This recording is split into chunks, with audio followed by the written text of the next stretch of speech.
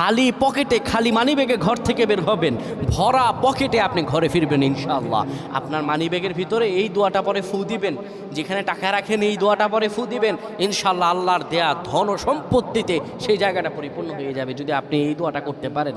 এক ভাই সৌদি আরবে থাকেন, উনি এই দোয়াটা পরে ফজিলত পেয়েছেন, আল্লাহর কসম করে বলেছেন উনি এটার ফজিলত পেয়েছেন। শুধু তাই নয়, পৃথিবীর বুকে অসংখ্য মানুষ আল্লাহর ওপর ইয়াকিন করে এই আমলগুলো করেছেন এবং ফলাফল পেয়েছেন। আপনিও পাবেন ইনশাআল্লাহ।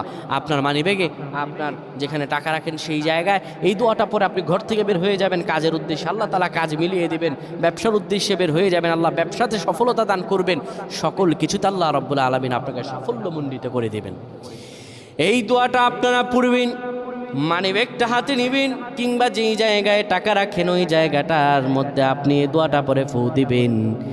এই দোয়াটা হলো ওয়াকাফা বিল্লাহি ওয়াকিল।